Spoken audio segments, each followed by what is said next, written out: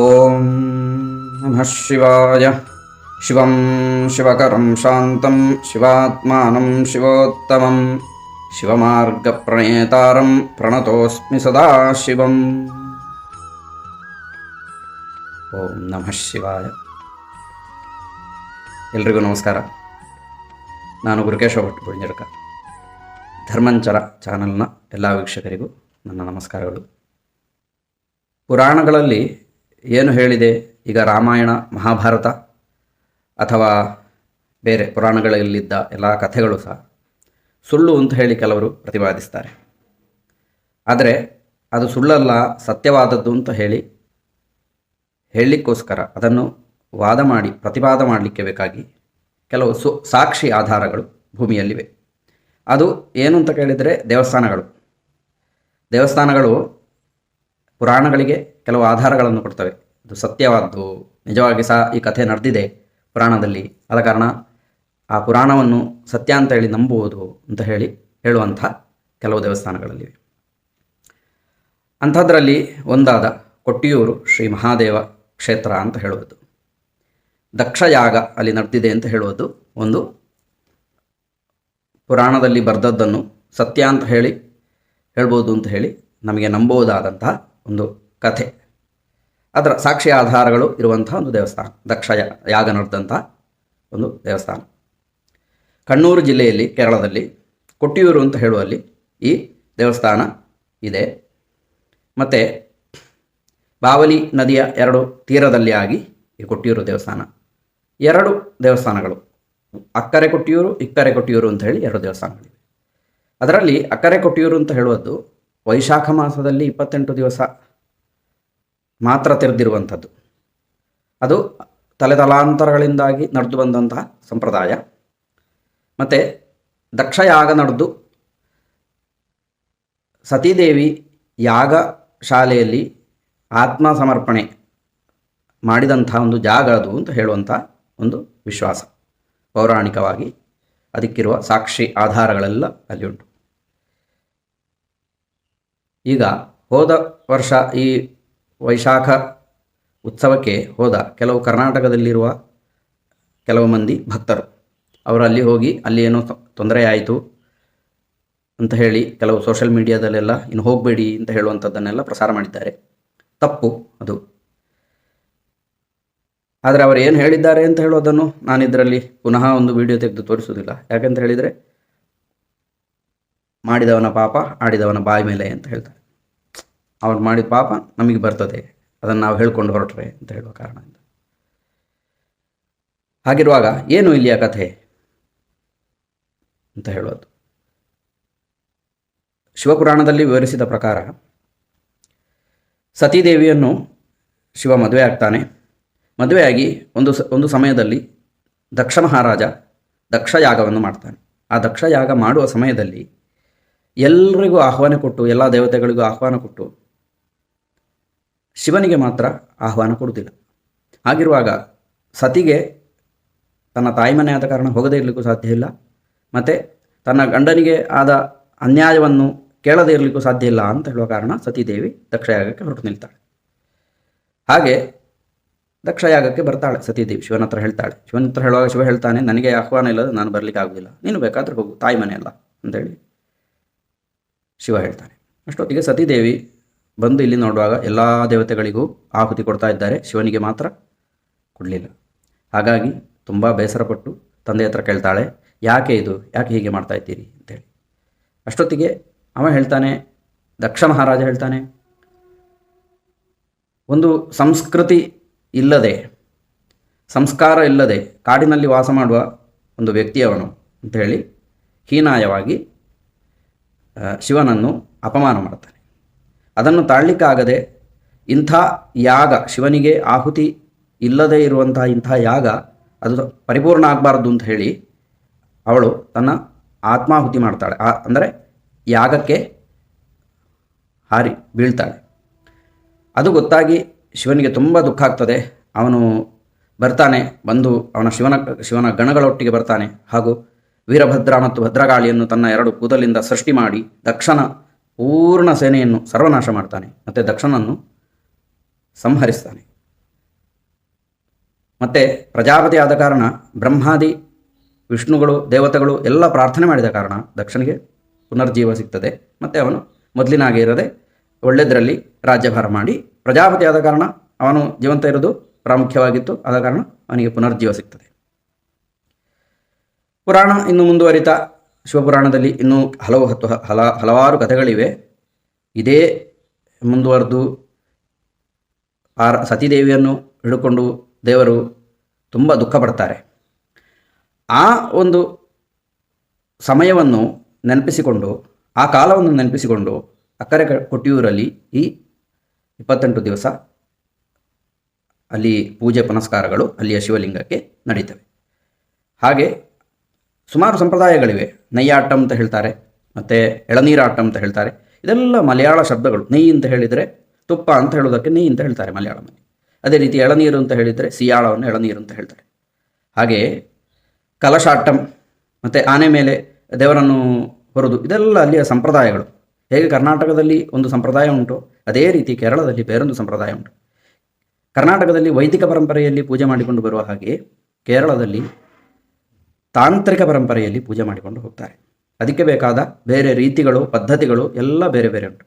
ಆದ ಕಾರಣ ಯಾಕೆ ಕೇರಳದಲ್ಲಿ ನಾವು ಇಲ್ಲಿ ಕರ್ನಾಟಕದಲ್ಲಿ ಎಲ್ಲ ದೇವಸ್ಥಾನಕ್ಕೆ ಹೋದರೂ ಸಹ ಒಂದು ಗಂಟೆ ಹೊಡೆದೆಯೇ ನಾವು ಒಳಗೆ ಹೋಗೋದು. ಆದರೆ ಕೇರಳದಲ್ಲಿ ಯಾವುದೇ ದೇವಸ್ಥಾನದಲ್ಲಿ ಪೂಜೆಯವರಿಗೆ ಬಿಟ್ಟು ಬೇರೆ ಯಾರಿಗೂ ಸಹ ಗಂಟೆ ಹೊಡೆಯುವ ಅಧಿಕಾರ ಸಹ ಇಲ್ಲ. ಅದಕ್ಕೆ ತಕ್ಕದಾದ ಕಾರಣಗಳುಂಟು. ತಾಂತ್ರಿಕ ಕರ್ಮದಲ್ಲಿ ಅದಕ್ಕೆ ತಕ್ಕದಾದ ಕಾರಣಗಳುಂಟು. ಮತ್ತು ಇಡೀ ದೇವಸ್ಥಾನದ ಗರ್ಭಗುಡಿಯನ್ನೇ ದೇವರ ಶರೀರ ಅಂತ ಹೇಳಿ ಸಂಕಲ್ಪ ಮಾಡ್ತದೆ ತಂತ್ರಸಾರ. ಈ ತಂತ್ರಸಾರವನ್ನು ಕೇರಳದಲ್ಲಿ ಅಲ್ಲಿಯ ತಂತ್ರಿಗಳಿಗೆ ಬೋಧಿಸಿದವರೇ ಪರಶುರಾಮರು ಬೋಧಿಸಿದ ಮಾರ್ಗದಲ್ಲಿ ಈ ತಂತ್ರಸಾರ ಹೋಗ್ತಾ ಉಂಟು ಈಗ ಸಹ. ಹಾಗೆ ಅಲ್ಲಿಯ ಸಂಪ್ರದಾಯಗಳು ಹಲವು ರೀತಿ, ಬೇರೆ ಬೇರೆ ರೀತಿ ಇರ್ತದೆ. ಅಲ್ಲಿ ಪೂಜೆ ಮಾಡುವ ಭಟ್ರುಗಳನ್ನು, ತಿರುಮೇನಿ ಅಂತ ಹೇಳಿ ಕರೀತಾರೆ. ಅವರನ್ನು ಮುಟ್ಟುವ ಹಾಗಿಲ್ಲ. ಶುದ್ಧಾಚಾರ ಇರುವ ಕಾರಣ ಅವರನ್ನು ಮುಟ್ಟುವ ಹಾಗಿಲ್ಲ. ಹಾಗೆಲ್ಲ ನಮ್ಮ ಸಂಪ್ರದಾಯಕ್ಕೆ ಅತೀತವಾಗಿ ಬೇರೊಂದು ಸಂಪ್ರದಾಯಕ್ಕೆ ನಾವು ಹೋಗುವಾಗ ಅಲ್ಲಿ ಅವರೇನು ಹೇಳ್ತಾರೆ ಅದನ್ನು ಮಾಡುವುದನ್ನು ಬಿಟ್ಟು ನಾವು ನಮ್ಮ ಮನೆಯಲ್ಲಿ ಹೀಗಿದ್ದೇವೆ ಅಂತ ಹೇಳಿ ಅಲ್ಲಿ ಸಹ ಹೋಗಿ ನಾವು ಅದನ್ನು ಮಾಡೋದು ತಪ್ಪು ಒಂದನೇದು.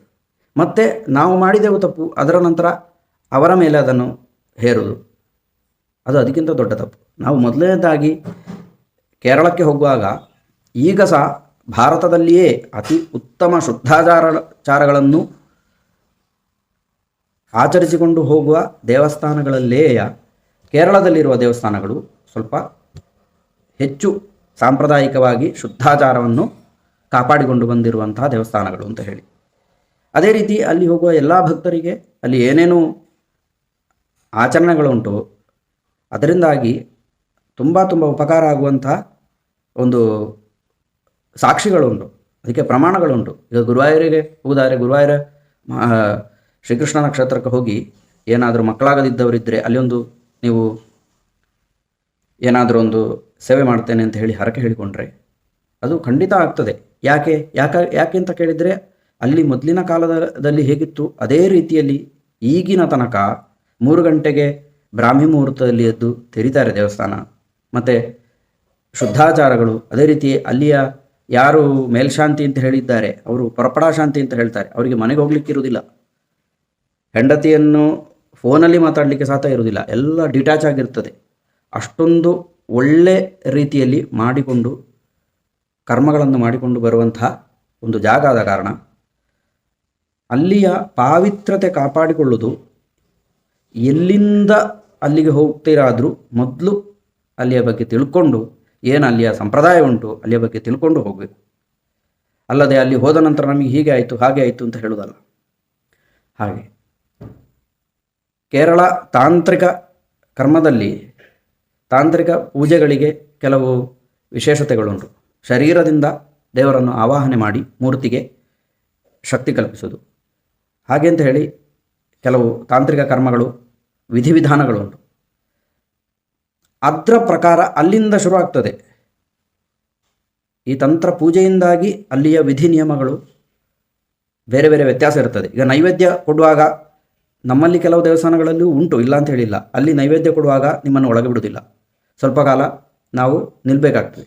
ಅಂಥ ಸಮಯದಲ್ಲಿ ನಮಗೆ ದೇವರನ್ನು ಸಹ ಇದು ಮಾಡಿ ತೋರಿಸಿ ಅಂತ ಹೇಳಿ ಎಲ್ಲ ಜಗಳಾಡಿದರೆ ಪ್ರಯೋಜನ ಇಲ್ಲ. ಅದರಿಂದಾಗಿ ಅಲ್ಲಿರುವ ಜನರಿಗೂ ಸುಮಾರು ಸಮಸ್ಯೆಗಳು ಬರ್ತವೆ. ಅದೆಲ್ಲ ಅಷ್ಟಮಂಗಲ ಅಂತ ಹೇಳಿ ಒಂದು ಅಲ್ಲಿ ಪ್ರಶ್ನೆ ಇಡ್ತಾರೆ. ಇನ್ನು ಏನಾದರೂ ಒಂದು ಸ್ವಲ್ಪ ಅಲ್ಲಿ ಉಪದ್ರ ಕಂಡು ಬಂದರೆ ಅಷ್ಟಮಂಗಲ ಅಂತ ಹೇಳಿ ಪ್ರಶ್ನೆ ಇಟ್ಟು ಅದರಲ್ಲಿ ಗೊತ್ತಾಗ್ತದೆ ಹೀಗೆ ನೀವು ಮಾಡಿದ್ದೀರಿ. ಆದ ಕಾರಣ ಯಾರು ಹೊರಗಿಂದ ಬರುವ ಭಕ್ತರಿಂದಾಗಿ ದೇವಸ್ಥಾನಕ್ಕೆ ಲಕ್ಷಗಟ್ಟಲೆ ಖರ್ಚಾಗುವಾಗೆ ಆದರೆ ಅದು ಅಲ್ಲಿಗೆ ಹೋದ ಭಕ್ತರ ಕರ್ತವ್ಯ ಅಲ್ವಾ, ಅದನ್ನು ಪಾಲಿಸಬೇಕಾದ್ದು. ಹಾಗೆಲ್ಲ ಸಂಪ್ರದಾಯ ವ್ಯತ್ಯಾಸ ಇರುವ ಕಾರಣ ನಾವು ಕೇರಳದ ದೇವಸ್ಥಾನಕ್ಕೆ ಹೋಗುವಾಗ ಮೊದಲನೆಯದಾಗಿ ಅಲ್ಲಿಯ ಸಂಪ್ರದಾಯಗಳನ್ನು ನಾವು ತಿಳ್ಕೊಳ್ಬೇಕು. ಮುಖ್ಯವಾಗಿ ಅಲ್ಲಿ ಒಳಗೆ ಹೋಗುವಾಗಲೇ ಬಟ್ಟೆ ಏನಿರ್ತದೆ, ಅಂಗಿ, ಅದನ್ನು ತೆಗಿಬೇಕು. ಅದಕ್ಕೆ ಕಾರಣ ಉಂಟು. ಸುಮ್ಮನೆ ಕಾರಣ ಇಲ್ಲದೆ ಯಾವುದನ್ನು ಸಹ ಹೇಳುವುದಿಲ್ಲ. ಸರ್ವಪ್ರಥಮವಾಗಿ ಸನಾತನ ಧರ್ಮದಲ್ಲಿ ಯಾವುದನ್ನೇ ಹೇಳಿದರೂ ಸಹ ಅದಕ್ಕೆ ಹಿಂದೆ ವೈಜ್ಞಾನಿಕವಾಗಿ ಸಹ ಕಾರಣ ಇರ್ತದೆ, ಪೌರಾಣಿಕವಾಗಿ ಸಹ ಏನಾದರೂ ಒಂದು ಕಾರಣ ಇರ್ತದೆ. ಈಗ ಅಂಗಿ ತೆಗಿಬೇಕು ಅಂತ ಹೇಳುವುದಕ್ಕೆ ಒಂದು ಕಾರಣ ಉಂಟು, ನಾನು ವಿವರಿಸಿ ಹೇಳ್ತೇನೆ. ಒಂದು ಮೂರ್ತಿಯನ್ನು ನಾವು ಪ್ರಣಾಮ ಮಾಡುವಾಗ, ನಮಸ್ಕಾರ ಮಾಡುವಾಗ, ಆ ಮೂರ್ತಿ ಏನು ಅದರಲ್ಲಿರುವ ಆ ಶಕ್ತಿ ನಮಗೆ ಪ್ರತಿಬಿಂಬ ಮಾಡ್ತದೆ. ಅದು ಆತ್ಮವು ಪರಮಾತ್ಮವು ಒಂದಾಗ್ತದೆ. ಆ ಆತ್ಮ ಪರಮಾತ್ಮ ಒಂದಾಗುವ ತತ್ವದಲ್ಲಿ ಗಂಡಸರಿಗೆ ಈ ಹೃದಯ ಭಾಗದಲ್ಲಿ ದೇವರ ಚೈತನ್ಯ ಪ್ರತಿಫಲವಾಗಿ ಈ ಆತ್ಮ ಭಾಗದಲ್ಲಿ ಕಾಣ್ತದೆ, ಹೆಂಗಸರಿಗೆ ಮುಖದಲ್ಲಿ ಕಾಣ್ತದೆ. ಆದ ಕಾರಣ ಗಂಡಸರು ಇದನ್ನು ಇಲ್ಲಿ ಅಡ್ಡ ಮಾಡಿಟ್ಟರೆ ಅದು ಏನು ಕನೆಕ್ಷನ್ ಆಗ್ತದಲ್ಲ, ಅದು ಇಲ್ಲದೆ ಆಗ್ತದೆ. ನೀವು ದೇವಸ್ಥಾನಕ್ಕೆ ಹೋಗಿ ಪ್ರಯೋಜನ ಇಲ್ಲ ಅಂತ ಹೇಳುವ ಹಾಗೆ ಆಗ್ತದೆ. ಇದು ಬೇರೆಲ್ಲಿಯೂ ಎಷ್ಟು ಆಚಾರದಲ್ಲಿ ಉಂಟು ಅಂತ ಹೇಳಿ ನನಗೆ ಗೊತ್ತಿಲ್ಲ, ಆದರೆ ಕೇರಳದ ದೇವಸ್ಥಾನಗಳಲ್ಲಿ ಇದು ಇನ್ನೂ ಆಚಾರದಲ್ಲಿ ಉಂಟು. ಮತ್ತು ಅದರ ಫಲವೂ ಅಷ್ಟು ಇರ್ತದೆ. ನಾವು ಅಲ್ಲಿಯ ಸಂಪ್ರದಾಯಗಳನ್ನು